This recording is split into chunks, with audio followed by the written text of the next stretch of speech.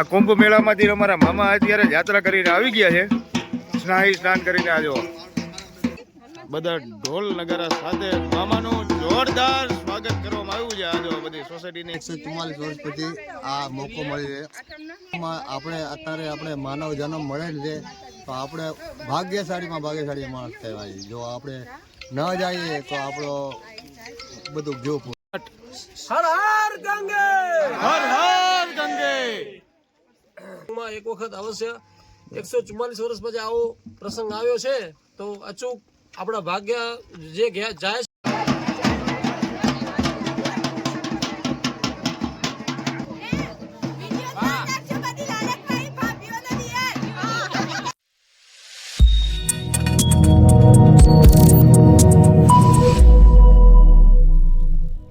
રામ રામ, જય માતાજી. રામ રામ, જય માતાજી. બાપુ કેમ છો? મહેશભાઈ, આજે શેનો આજે પ્રસંગ છે? આજે છે રાજુભાઈ ને કુંભના મેળામાં ગયા હતા હા, અને કુંભના મેળામાંથી પાછા આવ્યા છે એટલે એમને વધાવવા માટે બતાવવા માટે બધા આખી તૈયાર છે. સોસાયટી જો બધા બહેનો બધા નીકળ્યા છે. અને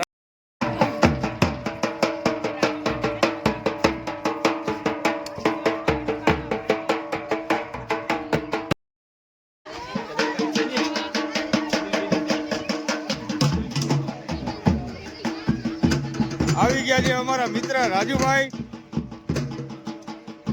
પધારો પધારો રાજુભાઈ. કેમ છો? જય માતાજી. કેમ છો? મજામાં?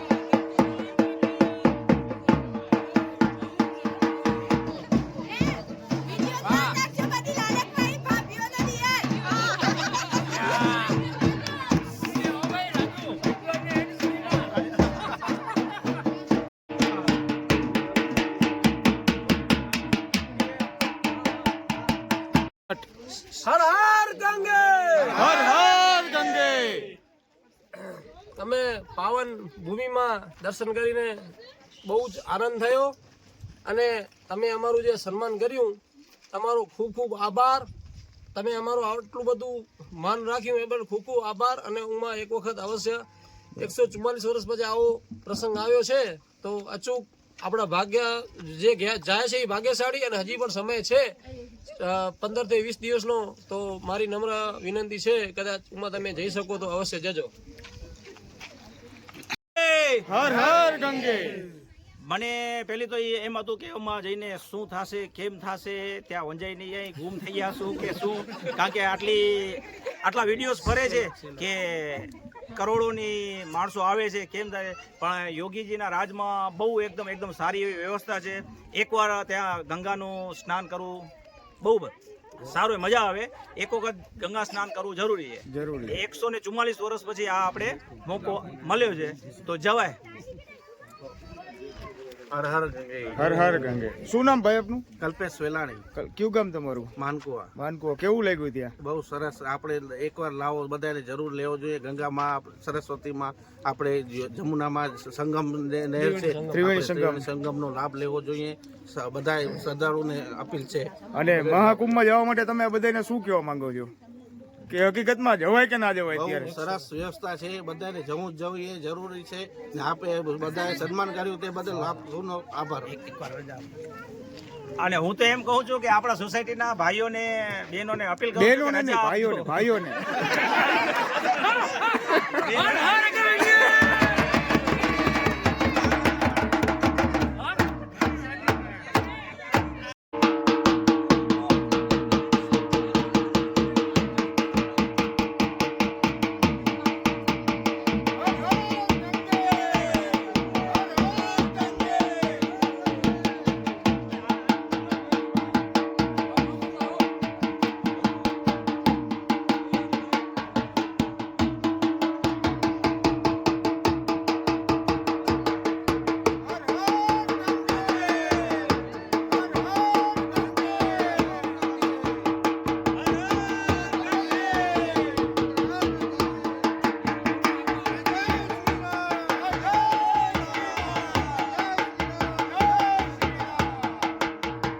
તો આપણા પરમ મિત્ર અમારા નાના ભાઈ સમાન રાજુભાઈ અત્યારે અમારી સોસાયટીમાં પહોંચી ગયા છે અને અમે એમનું ધામધૂમથી અમે એમનું સ્વાગત કર્યું છે.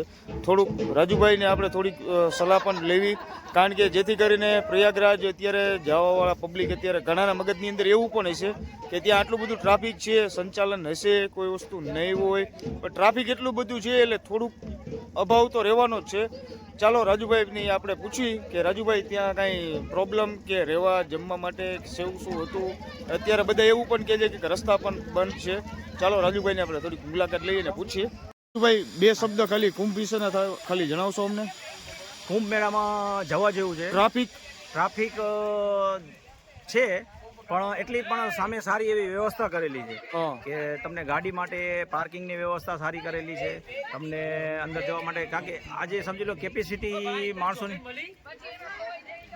1 કરોડની કેપેસિટી છે, એની જગ્યાએ સામે 2, 3, 4 કરોડની આજુબાજુ પબ્લિક આવી જાય તો થોડુંક વ્યવસ્થામાં ઊભું થાય. પણ તો થોડી જ તકલીફ પડે માણસોને, પણ બધી વ્યવસ્થા યોગીજી એવી કરી છે કે વધારે ટ્રાફિક થઈ જાય તો એ 15-20 કિલોમીટર પહેલા જ બ્લોક કરી નાખે કે જેથી કરીને અંદર ટ્રાફિક ના થાય અને બહારેથી આવતા હોય એને બીજા માર્ગથી વાળી દે અને બીજી જગ્યાએ પાર્કિંગની વ્યવસ્થા કરાવી દે અને બીજી જગ્યાએથી જઈ શકે. કારણ કે એનો વિસ્તાર 8 થી 10 કિલોમીટરની આજુબાજુ છે એટલે માણસો ગમે તે જગ્યાએથી સ્નાન કરી શકે. અને એમાં રોકાવાની વ્યવસ્થા રાજુભાઈ કેવી હતી? અત્યારે રોકાવાની વ્યવસ્થા અમને તો બહુ એકદમ સારી મળી ગઈ હતી અને ત્યાં વ્યવસ્થા બહુ સારી કરેલી છે. એવું નથી કે વ્યવસ્થા ન થાય, એવું નથી. અમે તો વહેલું બુકિંગ કરેલું હતું એટલે અમને ડાયરેક્ટ એ જગ્યા ઉપર જ જવાનું હતું. પણ એ અલગ અલગ ડિપાર્ટમેન્ટ પ્રમાણે અલગ અલગ છે.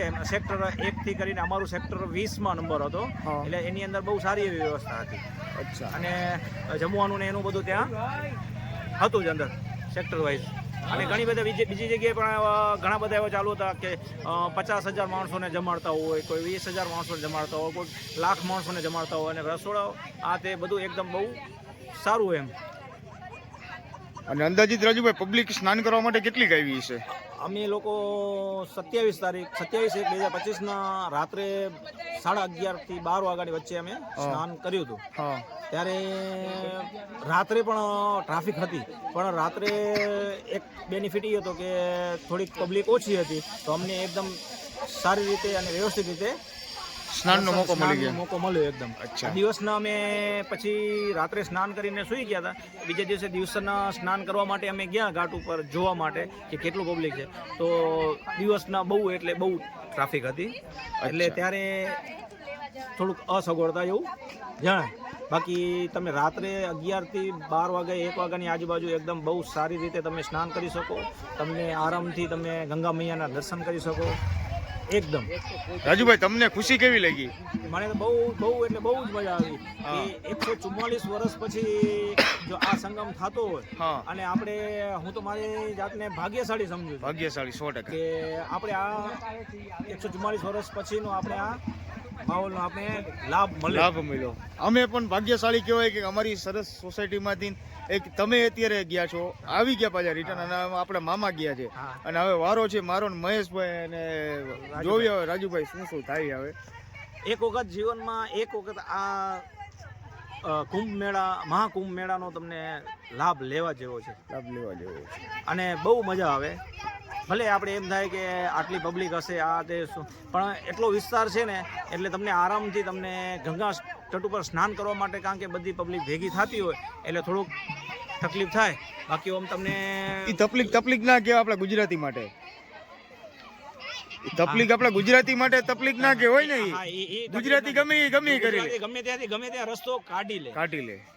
તો રાજુભાઈ, તમે આજે ઠાકા આવીશો તો તમારો ખૂબ ખૂબ આભાર. તમે વહેલાસર પહોંચી ગયા. તો મિત્રો, અમારી સોસાયટીમાંથી કુંભનો લાભ લેવા માટે 2 જણા તો અમારા, જેમ કે રાજુભાઈ અને એક અમારા મામાનું જગદીશગીરી ગોસ્વામી, રાજુભાઈ આજે આવી ગયા છે. એમનું સરસ મજાનું મેં સ્વાગત કર્યું છે. અને આવી પવિત્ર ભૂમિ પરથી આવતા હોય ત્યારે અમને પણ ગર્વ છે કે ખરેખર એ પોતે પવિત્ર થઈને આવ્યા છે. અને બીજા નંબર પર અત્યારે જગદીશગીરી મામા આવી રહ્યા છે, તો એમનું પણ અમે આ જ રીતે ધામે ધૂમેથી સન્માન કરશું. અને મિત્રો, તમારા કોઈ મિત્ર, કોઈ વડીલ, કોઈ પણ તમારા કોઈ કુંભ મેળામાંથી આવ્યા પાછો રિટર્ન આવે તો મિત્રો જરૂર સન્માન એમનું કરજો. આપણા માટે ગર્વ લીધા જેવી વસ્તુ, કારણ કે એ જઈને આવ્યા પાવન ભૂમિમાં, આપણે પણ પાવન થઈ ગયા. જો આપણે ટચ કરશે તો પણ આપણે પાવન થઈ ગયા. 100%. અને સાહેબ, જવું જરૂરી છે. રજા મળે કે ના મળે, હું ને સાહેબ બે લગભગ 2-3 દિવસથી પ્લાનિંગ કરવી, કારણ કે વચમાં મને પણ બીમાર થઈ ગયો હતો અને થોડીક છૂટી પણ નથી, એવું બધું. મને પણ દિલથી ઈચ્છા થઈ ગઈ મારે જવું જ છે. 100% ફાઇનલ છે. અને અમે અમારી સોસાયટીમાંથી હજી 2 જણા ગયા છીએ, હજી અમારી સોસાયટીમાંથી અમે 4 જણા તો જવા માંગીએ છીએ. ફાઇનલ જ છે. તો ચાલો મિત્રો, મળીએ ફરીવાર નવા લોકની અંદર. યાર, પગે લાગવાનું હતું, એને તેડવાના નહોતા યાર. હે બસ હવે મોનાલિસા ને હમે મેકો યાર. આ રાજુભાઈ, મોનાલિસા ક્યાંય જોવા જ ના મળી સાહેબ, ટ્રાફિક જ એટલી હતી ને. રામ રામ, જય માતાજી. Welcome back to my new vlog. આજે અમારા વડીલ એવા અમારા મામા સોસાયટીમાંથી જગદીશગીરી ગોસ્વામી આજે અમારી સોસાયટીમાં આવે છે કે કુંભ મેળાનું સ્નાન કરીને આવે છે. તો એની અત્યારે અમે સોસાયટીના બધા મિત્રો મંડળ અને વડીલોએ જોરદાર સ્વાગતનું આયોજન અમે કરેલું છે. અને આ જો એમ મામાની ગાડી પહોંચવામાં છે. બસ જો પહોંચે. રાજુભાઈ, શેનાથી સ્વાગત કરવાનું છે? શું છે તમારા હાથમાં? હાર અને ઢોલ નગારા સાથે જો અમારા જયંતિ બાપા ઢોલ લઈને આવે છે. ઢોલ નગારા સાથે સ્વાગત આજે કરવાનું છે. તો ચાલો આજે જોવી મામાનું સ્વાગત. હાલો.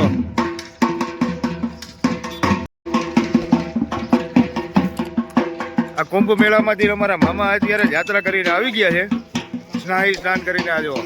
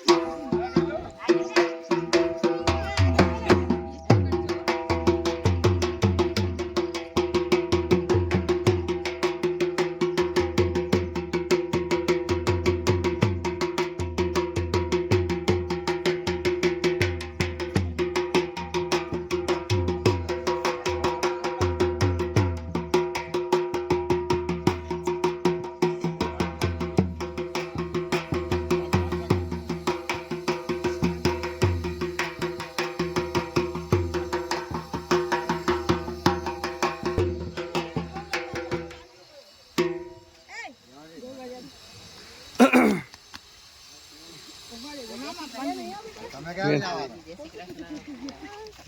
આજે જય જય કાઢીએ દાદા.